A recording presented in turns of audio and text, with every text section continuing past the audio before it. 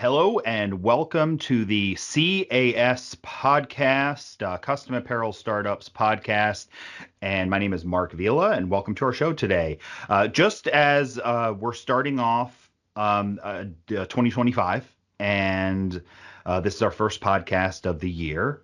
So we're trying to adjust the format a little bit and really get to a higher level of business. So previously we were the Custom Apparel Startups Podcast, CAS, and I've been saying CAS a little bit more because we're trying to move not just for the startups, but actually moving and growing into folks who are really trying to grow their business and potentially have an established business too that are really trying to take it to the next level. So with that in mind, if you are a startup, or you've been in business for 10 years, this episode is going to be amazing for you because we're going to have some great education from two fantastic gentlemen from Tailor.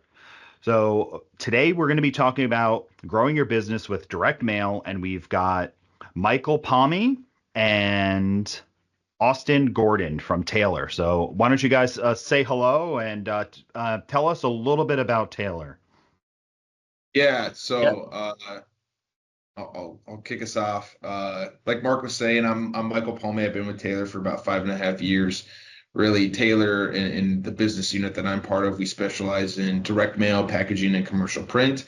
But just a little bit more about Tailor. I think the easiest way to kind of describe who Tailor is and what we can do is, if you think about anything you could put a brand or logo on, whether it be promo items, any sort of printed collateral, any sort of marketing pieces, we can do that here at Tailor. So thanks for having us on, Marc, and look forward to a great conversation.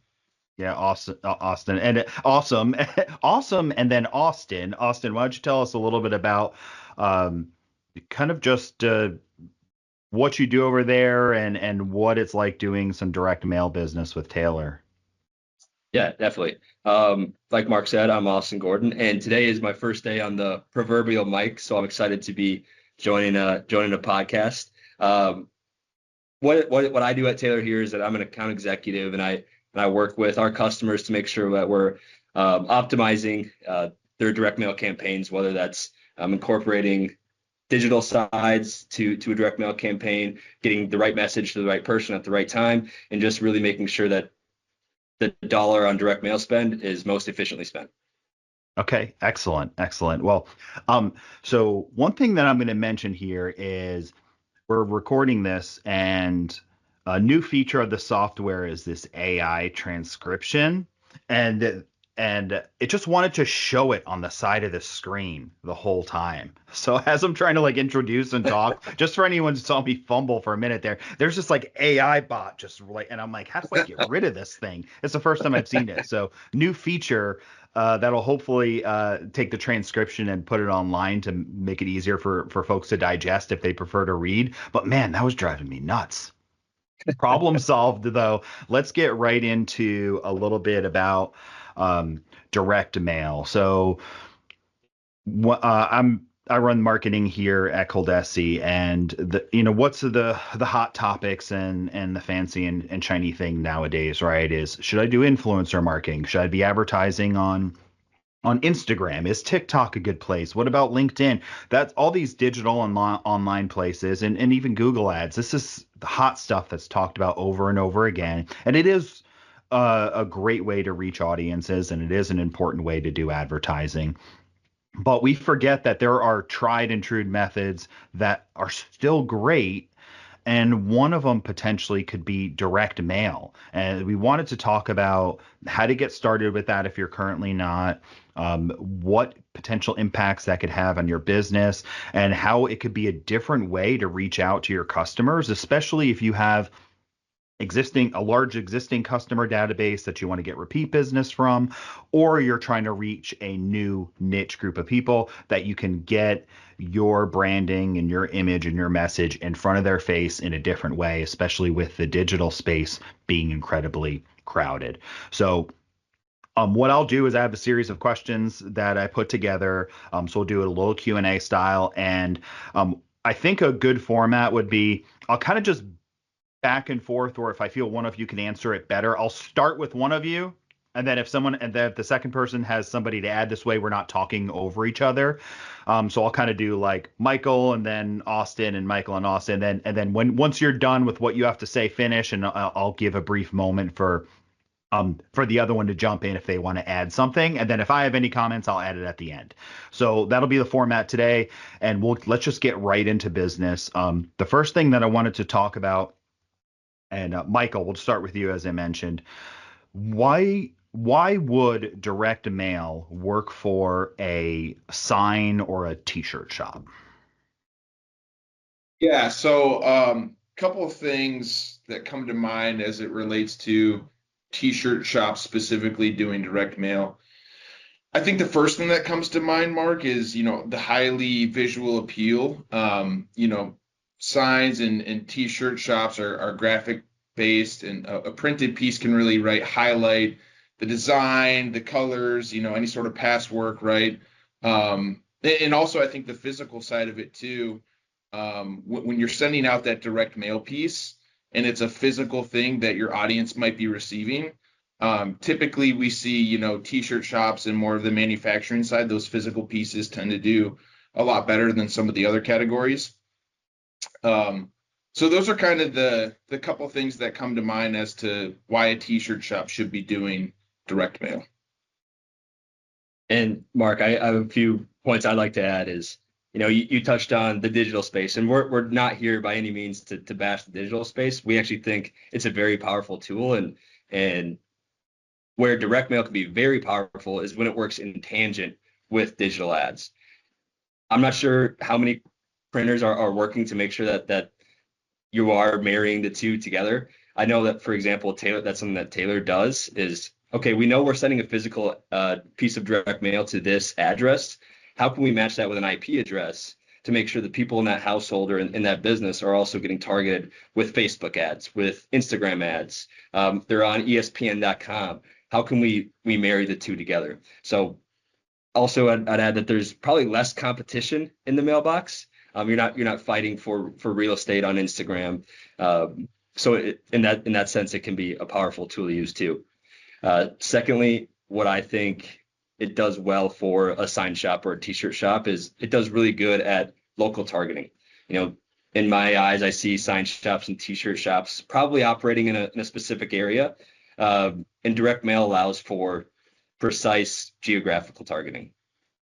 Yeah, that's fantastic. And I have a couple of pieces of comment that actually are really just both of you had said. So when we survey out our customers and we do interviews on folks that are in this t-shirt space or sign space and other promotional goods, as you said, most of them are working within a targeted area. So within a city or within a state are going to be the two most popular, or they may specifically be working with schools. So therefore, they're working within a certain school board, or whatever it might be, government. They may be working with local government agencies. And the way to expand that is typically just to either spread out that map or get deeper into that map that you work in, right? And the first one is within the area that I work in, are there more customers? And you can really target well, as you mentioned, in a less crowded space. And everyone will joke, how much junk mail you get or don't get, right? But when you talk about your mobile device or YouTube, we're almost more trained to skip those ads, because what are you doing? You're flipping through Instagram, you're there to have fun, right? And then like the fifth thing you get is somebody telling you to do your taxes and just get out of here, and direct mail though is kind of business.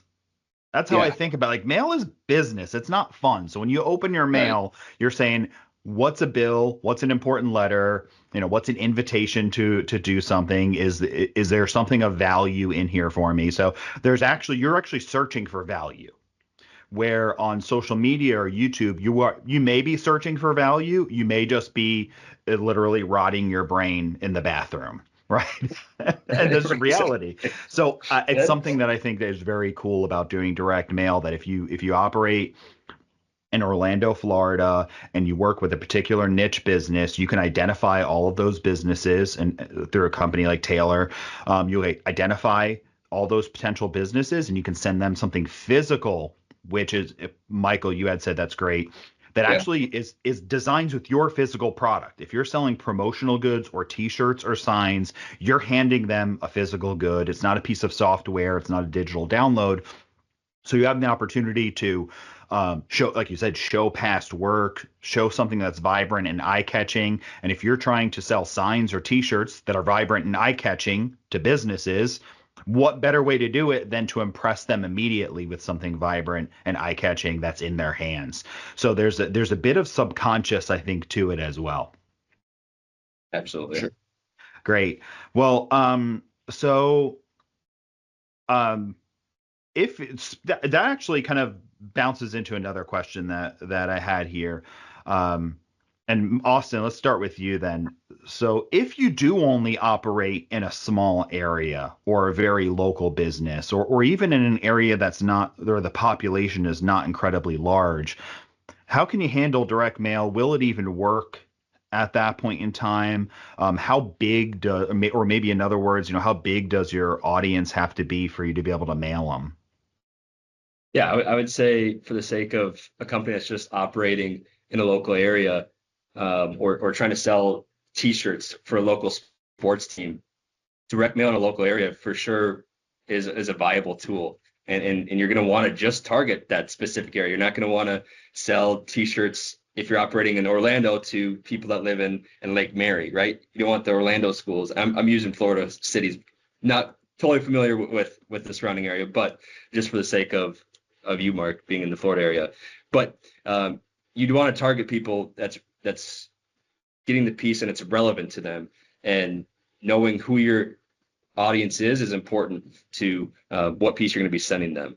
So for the sake of, can you operate in a local area? The answer to that is yes. And for how big or small it can be, is we can do a mailing as small as 500 people if that's what your budget calls and that's what your data is telling you. But we can also do as large as 1 million. Just throwing out numbers there just to give background for how big or small we can do. Mm-hmm. Yeah. So one thing to add to that, Mark, and Austin, I think kind of hit the nail on the head. But when it comes to, if the question, can direct mail be effective in a local area?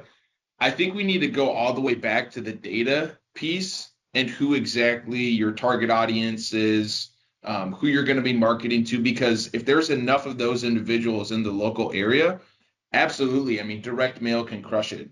So when you can kind of hone in and figure out, okay, this is, I'll use the example of an ice cream shop, right? If there's data out there, and maybe you're in Fort Myers Beach and you can find people who often vacation to Fort Myers Beach, and then you can market to them in advance. In Florida, right, everyone wants ice cream on a hot sunny day. So maybe you can market to them in advance with a specific offer that, next time they vacation down to Fort Myers Beach, 50% off your ice cream. I'm just making that up, but Mm-hmm. I do think that the data portion of that, especially in a local area, is so critical to having success with direct mail. Yeah, data is probably the most important thing for all marketing, right? Mm-hmm. If you're going to advertise on Instagram or Facebook or Google, you want to make sure you're sending that. It's rare that you want to send the message to everybody, right? We're not, Coca-Cola, right? Coca wants to advertise to literally everybody because everybody drinks liquids, right? Everyone needs hydration. They want to advertise to everybody. But if you are a sign shop and you specifically work in, say, doing yard signs, right? And graduation season is coming up, so you'd love to print a bunch of pictures of some graduates and their faces and 2025 graduates, all that stuff. You're probably going to be dealing with a local area, and kind of understanding, well, all right, how am I going to get to the folks in this area? Well, can I get an audience of of people who have children that are estimated to be between, 16 and 19 years old, right? Am I able to get that data? If you're able to get that data for your local area, which potentially you could, now you potentially have a mailing list of a certain size. Well, Right. at this point in time, the size might be huge. You're like, oh my gosh, I don't think I want to send to that many people. So now you want to tighten it down. Well, I just want to do certain zip codes. I really just want to focus on these 3 high schools, right? And there's something about doing print advertising that can be brought directly to the high school, but there's also something about potentially getting a database of people that would be of a certain age, more than likely to have children that are within these certain zip codes, which are within those high schools. So, and you could direct mail out to those. And these campaigns can really be done beautifully if you have the right data. And like you said, the data has to be of a certain size, it has to be Yep. of certain accuracy. And then the last little bit of it is, on the commercial side of direct mail, right? You mentioned like 500, 1,000, or a million. Well, you may find that you want to do something with local dentist office, right? Maybe that's kind of a niche thing you want to jump into, but there's only like 40 in your area. Well, this is not as big for Taylor, but it's a toe dip into it. That's if you have printing equipment, because a lot of folks, here do, and you want to print 40 things. You can print 40 signs and just mail them directly to those 40 dentists, So direct mail can start on your own, especially being in our industry. You can start Right. by printing 40 t-shirts and mailing them to 40 dentists, right? But this is a way to really expand and grow the business, and that's what the conversation is about today. So how do you grow from that small niche of 40? What is a larger niche that you can get into, where previously you had one salesperson that would take 40 t-shirts or 40 signs, and they would drive around town and drop them off and hand off a business card. And that's great as you get started. But if you're trying to scale and you're trying to move up to another level, well, now I'm not interested in advertising to 40 people. I'm interested in advertising to 4,000 people, like potential parents of graduates. And that's what we're talking about, is scaling the business. So data is a really great way to do it. And if you talk to folks like the people at Taylor, they can really dive into that data with you. So another thing I wanted to cover is kind of just cost, right? Everyone wants to know how much everything costs. We sell printers. Everyone wants to know, what does it cost to print, how fast can it print, and all that. So what does it cost to mail something? I know, Austin, you had mentioned that you had done a little bit of math on that. So could you just give us some bookend numbers? Let's say that you wanted to mail 1,000 postcards in Orlando. What's something like that going to cost about? Yeah, and there's a lot that plays into it, something like size or the stock of paper. But for the sake of giving an example, I got a 6x9 postcard here. This is on a 10-point piece of paper, and you'd probably be looking anywhere from 50 cents to 60 cents, with an addition of 40 cents for your postage. So you're looking at about $1 per piece to get it to a mailbox. Obviously, USPS needs to get they need to get paid too. So we print the piece and then we give it to them to deliver the piece, so that you got 2 people getting paid on executing a direct mail order. So 1,000 postcards to the Orlando area, you're probably looking at about $1,000. And where Taylor tries to live is the larger run. So you maybe could get a more competitive price if you're going to a local printer that specializes in those smaller runs.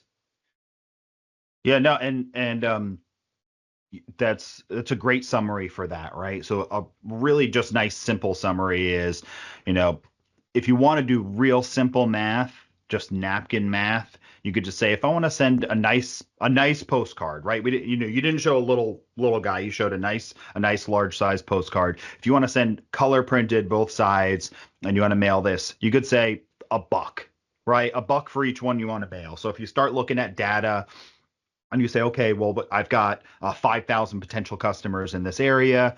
Okay, my napkin math, I'm going to say 5,000. Right?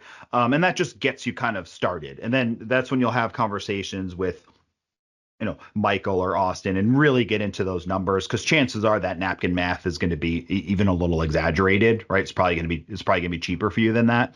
What about scaling up to something larger pieces, something folded or a brochure or something a little bit larger or than just a postcard? Yeah, I pulled another example, and for the sake of targeting let's say the whole state of Florida, and you want to send out 10,000 brochures. We'll just give an example of a tri-folded brochure. You're probably looking at anywhere from 16 cents to 30, 40 cents per piece. And again, that's going to mail as a letter. So you're looking again at that 40 cent per piece for your postage. All in all, you're probably looking at anywhere from 60 cents to 80 cents all Right. in for those brochures. So if we say, I'm just going to bring out my little math here. So if we said, 60 cents on the low end of that times 10,000, you could get for about, so $6,000, you can get a physical piece in the hands of a very targeted group of people, because we talked about the data is important. You're not just mailing to an entire zip code. You're mailing to people of this age who potentially own this type of business in this demographic. I mean, you could really tighten that down to almost anything, right? We didn't talk about this ahead of time, but Michael, can you talk a little bit about how granular can the data get if you really want to target a certain audience? So to answer your question, Mark, very targeted, and to the point where if you want to go after a certain age group, maybe between the ages of 20 to 35, that has been looking at, I don't know, what do age 20 and 35-year-olds care about? We'll use video games as the example, Okay. I guess. We can figure out, okay, here's how many of those individuals in that age group have been shopping for a new Xbox 360, or I shouldn't say new Xbox One, or whatever the new Xbox is. Is it One PS5 X? maybe? Yeah, PS5. Okay. But anyways, yeah, there's a lot. You can really drill down deep into the data. Now, the deeper you get, the cost, right? Because some of that data is just a little harder to generate, and I'll say mine, but it's out there. And what we would typically recommend and what we've seen is the more in-depth you go with the data, kind of going back to what we were talking about earlier, the more effective your piece is going to be, the higher the ROI. So it really, works out. And again, I think the more that you can go down and just really find who those individuals are, the more success you'll have when doing direct mail. Yeah, we live in a creative space, so almost everybody listening to this is a creative minded person, right? So they're a graphic artist, or they know what something. If they're not graphic artists, they know what good art looks like. They know how to capture attention. They know how to decorate something and make it pop. That's what they do for a living. And so since you're a creative person, the gold in this conversation, I think, is like comes right here. If you can put together a niche product that you sell and find that niche audience, and you can advertise that to them in a physical piece in direct mail and back it up digitally, you can open up a really cool market that potentially there's almost no competition in your area for. And I'll give I had an extreme kind of example come to my head, but if you want to operate in the state of Florida, and the niche you have is you kind of do Latino style, like anime manga style art that's in Spanish, you could go through and you could potentially buy an audience of people who are Spanish speaking, interested in anime, manga, and other types of animation like that. And you could potentially buy that target audience, people who are 25 to 45 years old, males, Spanish speaking. That's an audience you could potentially purchase. Then you could put together a digital and a direct mail piece selling the t-shirts that you sell that are very specific to that audience. Who else is advertising that product? Right? Like minimal. So the gold is really in do you have a niche that you work in? Do you have something that you're passionate about? The audience is obtainable. And then once you have that audience, how do you get to them? And getting a physical piece in their hand is one of the closest ways you can get outside of literally shaking their hand or having a phone call. It's the next level down on physical touch to be able to actually capture that audience. Yeah, for sure. And I know we've been spending a lot of time on this whole data topic, but I would just say, I mean, it's pretty mind blowing the amount of companies that I feel like aren't really leveraging data in their marketing today and their marketing efforts they're doing today.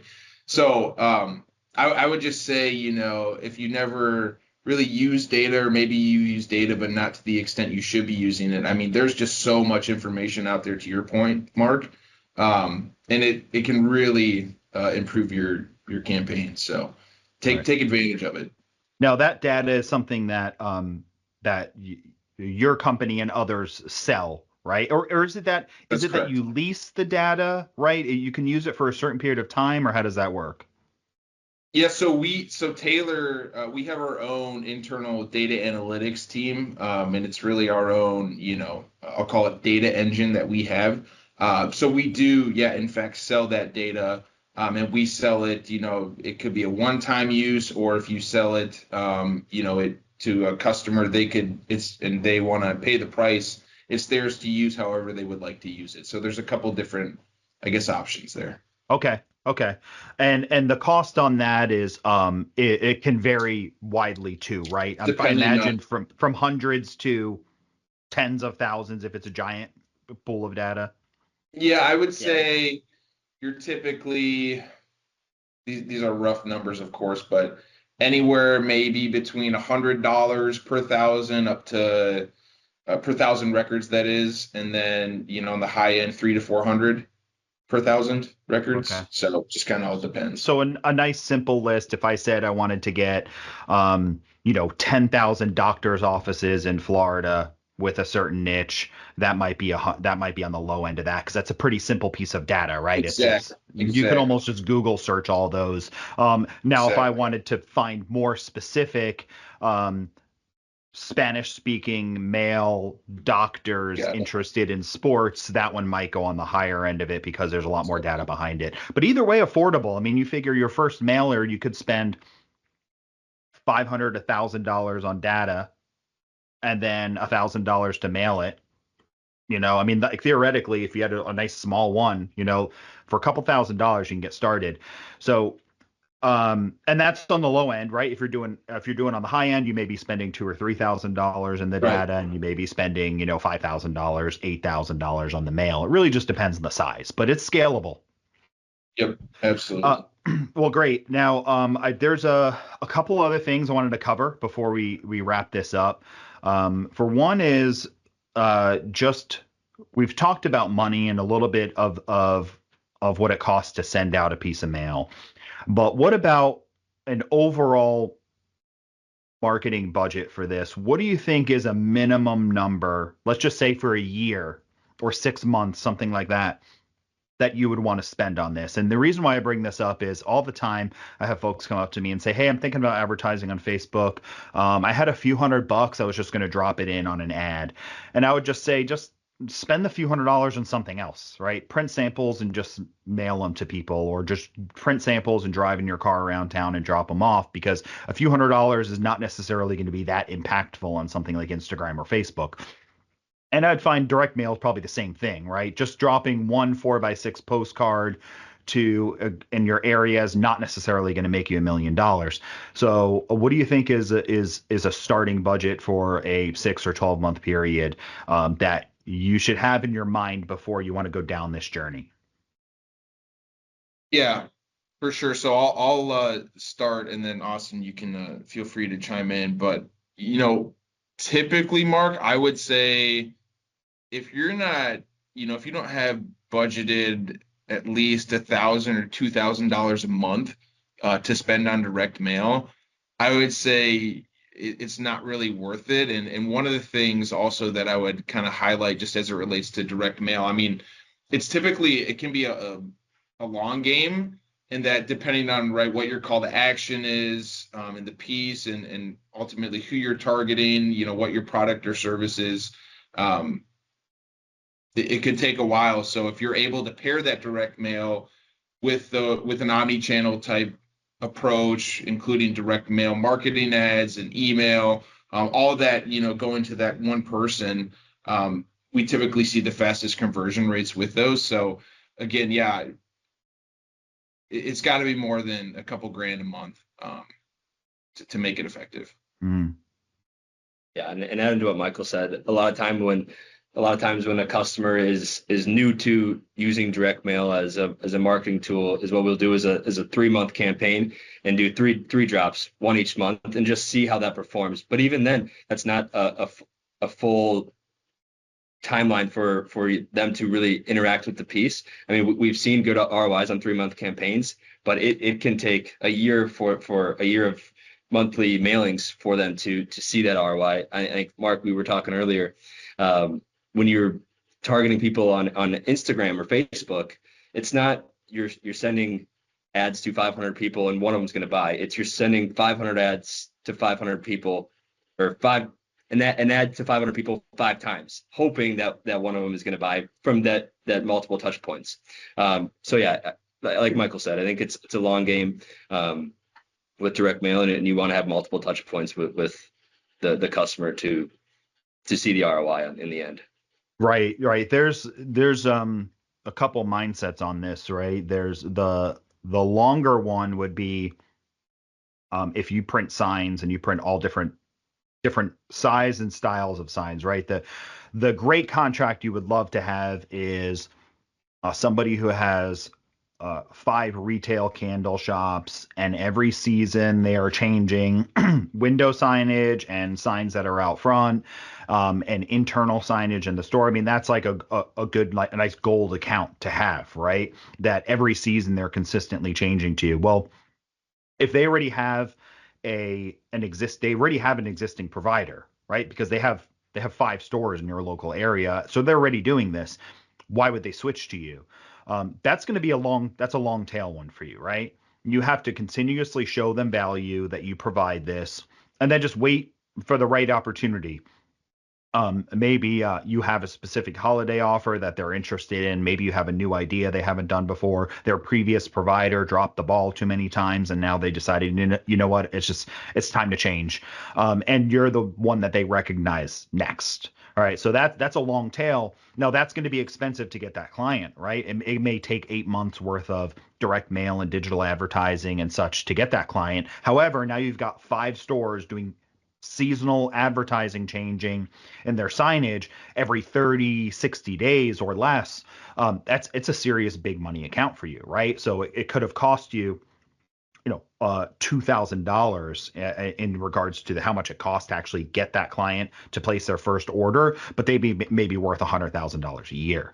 And that's a great long tail game where you're saying, I'm going to invest in direct mail to this specific niche, these retail stores in my area, because that's what I want to go after. The chances of one of those retail stores just coincidentally at the day they got the mail is when their current vendor just failed, and they're just like, and they just hate call you. They're so mad at their other vendor, they just call you. Like, that happens, and that type of luck happens in direct mail or email advertising, but most of the time it's long tail.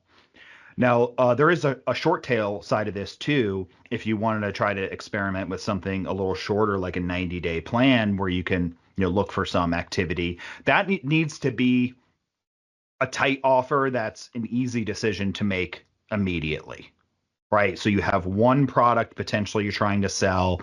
If we just go down the sign route, maybe you have a particular style of sign you're going to sell. It's a particular idea. You're going to have a very low price for it, where a business owner may get that thing and say, you know what, I'm going to order one of these and try it out. Or if it's a t-shirt offer, it's got to be maybe a very aggressive deal to get that first conversion. Potentially not a moneymaker if you want to try to convert fast. Right. So, convert fast is going to be, you can get 20 shirts at this price, get 10 hats for free, right? And then someone's like, oh my gosh, it's freaking, I'm going to lose money on that. Well, yeah, but you're trying to get a quick conversion. You're trying to immediately get into those shops in a short period of time. You've got to have something aggressive to go after. So there's some short and long term. The short one also might be the example of the graduation signs, the coroplast signs that people put in their yard. That's going to be something that somebody is going to make a decision to buy that probably within the month that they're graduating. So if you're hitting them with direct mail pieces in April, April, May, June, or whatever those 3-month period is, that's when you're going to make those sales. And then that campaign's over, right? Because chances are somebody's not going to hold on to that flyer, that brochure, or that email until 2 years from now when their other kid graduates. They're going to already have forgotten who you are. So those are short-term things where you're trying to sell a product now at a very particular opportunity, and you look for results then too. 100%. Yeah. So, and Mark, one thing you just were kind of talking through as it related to the, perhaps timing that direct mail piece. So just so everyone is aware, typically after the printing portion of the piece is done and it's sent off to USPS, it's about 2 to 3 weeks potentially before that piece actually gets into the mail stream. So just from a marketing perspective and trying to time your message correctly, that's just something to, I guess, keep in mind. Earlier and planning is important on this, Yep. right? You can schedule an email the morning of to go out, but if you're dealing, and by the way, everybody in this industry probably gets this immediately, right? Because they all have a customer who contacts them and says, hey, can you make me 500 shirts? Of course. Yeah. When do you want them by? Think you can get them by Thursday? And they're like, you have the art, you have this. I mean, I don't know. You're gonna have to pay a rush fee. So everybody in this industry gets it. The additional piece that everyone listening needs to get is that you also have to deal with the post office. So you have to deal with the government to get them to help you finish this last leg of it. So it's important that if you're thinking about doing advertising for the holiday season, right? If you're thinking about doing Halloween, Thanksgiving, Christmas, Hanukkah, that type of stuff, I would start having those conversations now.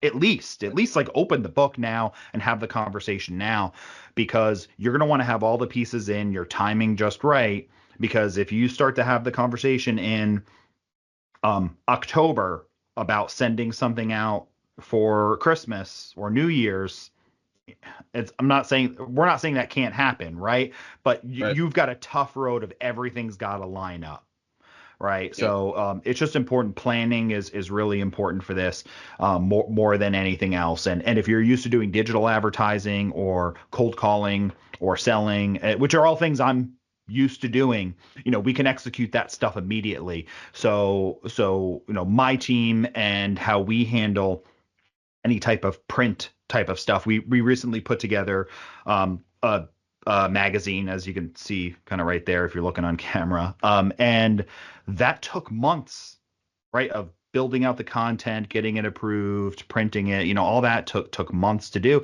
And that's not something we normally were doing. So for us, it was a learning experience. And I think as we go into more print type of things, like additional copies of that Customized Now magazine, we're still learning lessons, right? So no matter how dedicated our team is and experienced our team is, when you move into a new media, it's going to take you some time to learn, and we're still learning doing print. Just a small pitch on that. If you're in the direct to film business or screen printing business, if you're thinking about direct to film printing and you're still kind of in that decision making phase, be sure to go to ColDesi.com, and you could just live chat or fill out a form and let them know that you'd like us to mail you a copy of that Customized Now DTF edition. And we've got a bunch of articles and a bunch of great information that's in there. It's completely free. So just a little pitch for that. Okay, there's one other thing I'd like to ask, and then we can kind of wrap it up today. So maybe Austin, if you would kick this one off, what are the steps to getting started, right? So let's just use somebody wants to start sending direct mail out for the summer, something going on, the summer camp, type of stuff. And How do they get started today? What are just some of the steps to they're going to be able to get their first piece in somebody's hands? Yeah, I would say the first step is defining who your audience is. This is a step that someone like Taylor could help with in brainstorming, but truly, no one's going to know your ideal customer better than you yourself. You know who your customers typically are, and defining that is a first and most important step. Secondly, after you know who that audience is, let's work to collect the data to see how many people are out there.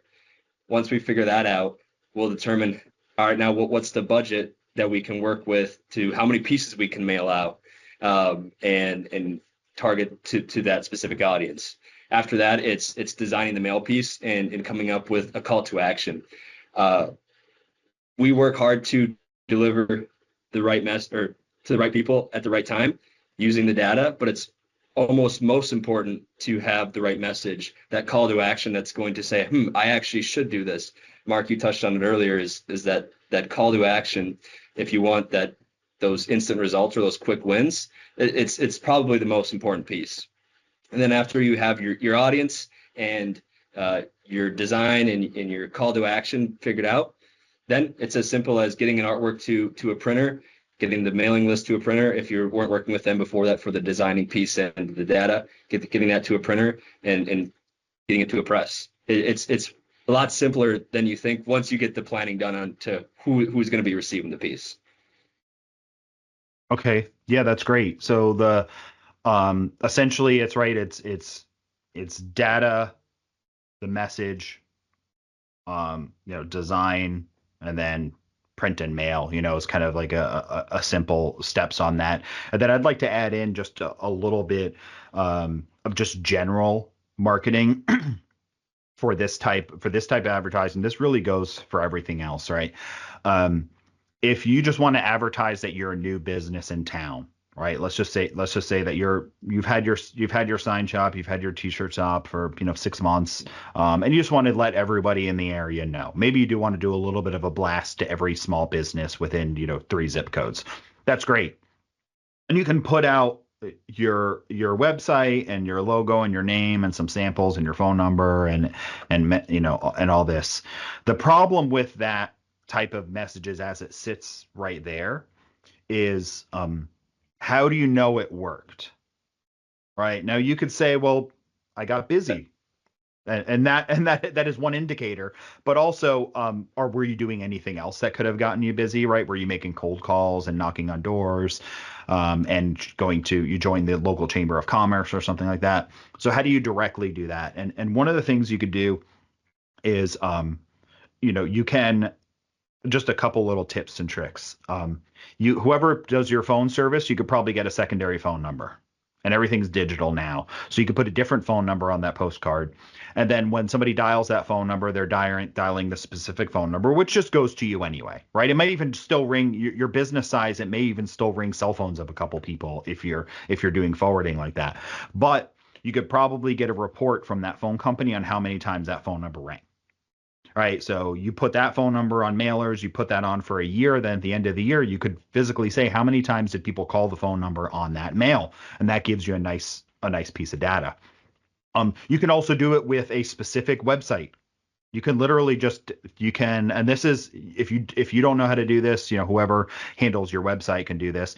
You have a different web address, right? It's the name of your business, maybe shorter or slightly different. And then whoever handles your web property can set up that URL. And then every time somebody type that in somewhere, that you can get a report on how many people type that in. Also, very specific offers are important too. A very specific coupon, a very specific deal that people will mention. And I recommend doing 2 or 3 or 4 of these very specific things. So because you want to add them all up together, because not everybody's going to call, not everybody's going to use the coupon.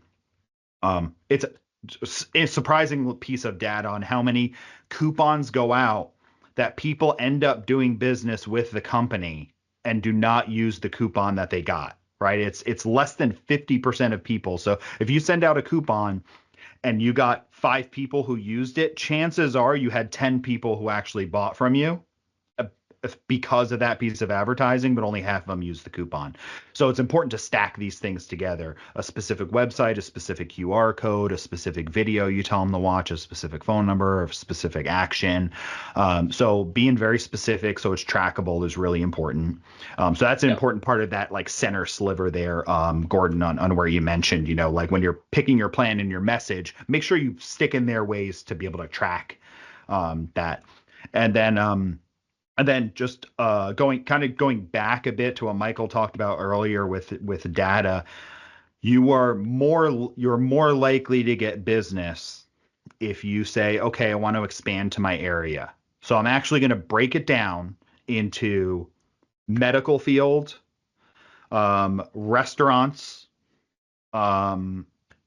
finance, mortgage, investment type of firms. Maybe you break it down into 5 categories. And when you buy the data or you rent the data, you're going to say, all right, I want all these 5 different types of businesses in these 5 different areas. Okay, it's $1,000 a piece. Now I want to do the mailing for the signs for dental is going to be, or medical is going to be all medical themed, right? You're going to have doctor, stethoscope, the sign is going to say, free vaccines here, stuff like that. And then the thing for the finance people, you're going to show people in suits shaking hands, computers with charts with arrows going up, whatever. So when that person gets that message, it directly relates to them versus the doctor getting a message of a chart with an arrow going up. That doesn't mean anything to them, but to the finance person, they really see that as impactful. So naturally, that's all possible, right? If somebody wanted to do that. 100%. And that's kind of the space that printing in general is moving into, is that highly personalized piece, that customizable piece that allows you to do those targeted mailings. One example I want to give, Mark, when you were talking about tracking and how different ways that people that we've worked with have tracked, is I was walking around one of our facility floors with a general manager of one of our facilities, and there was this cool piece of direct mail, and he's like, hey, but nobody can take their phones out and take a picture of that because they have these QR codes that are specific to the person that receives it. So when someone takes out their phone and scans the mail piece that they get, the company that was doing this campaign would get notified saying, hey, Mark scanned the QR code on this mail piece. They're interested in XYZ. You should email them. You should hit them with a digital ad. It's really cool what customization and personalization can do in the direct mail space that can really give you a lot of answers and really track how well a campaign is performing and how are people interacting with the piece.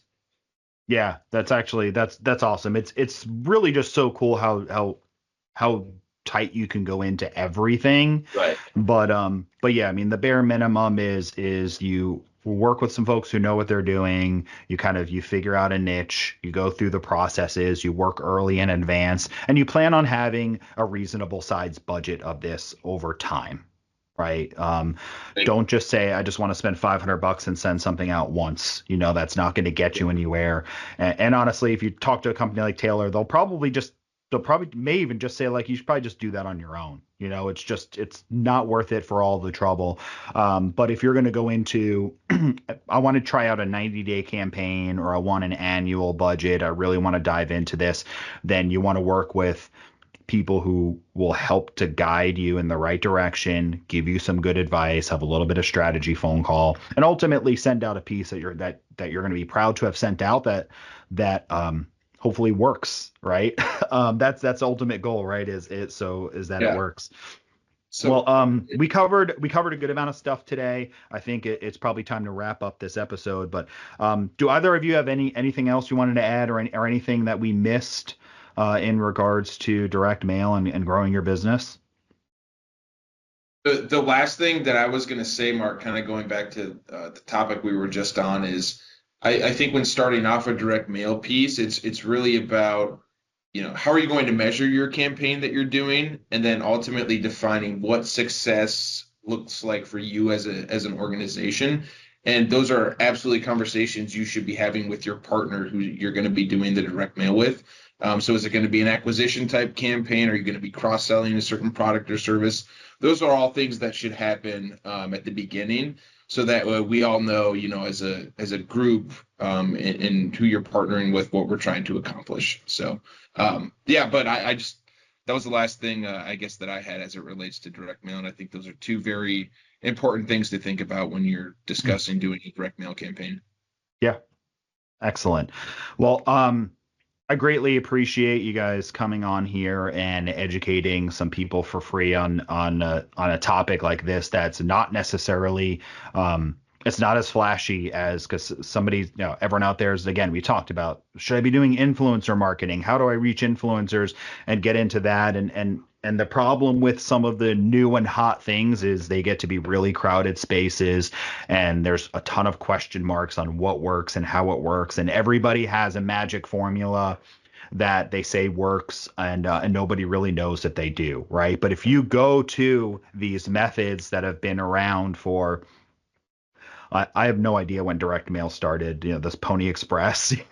I don't even know, right? But it's been around so long that it's going to be it's a challenge for somebody to come and feed you a bunch of lies that you can't verify, like it is with brand new stuff like influencer marketing. You could be fed a bunch of information with nothing to back it up, or a bunch of information that's not tried and true.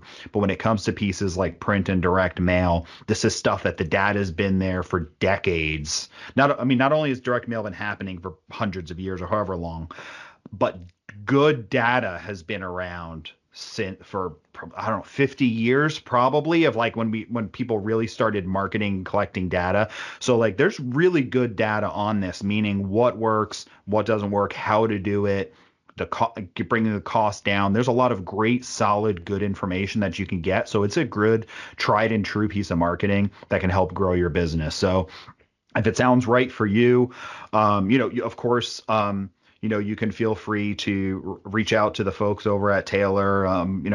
Gracious that they came on here. So if you want to chat with any of them, we'll make sure that you're able to reach them in the podcast notes. So if you go to customapparelstartups.com, or just ColDesi, and just reach out to anybody on the team. You can also send an email to marketing@coldesi.com. That's going to go to our marketing team, and you can literally, and people do this all the time, but literally just write an email and say, hey, Mark, I listened to the episode about direct mail. Can you help get me an introduction? And I'll just pass it along. It's really no big deal at all. The fact that we got some of this education to help you guys out is really important to me, and I know it is to the folks over at Taylor. So thanks for joining us, and thanks everybody listening, and have a good business.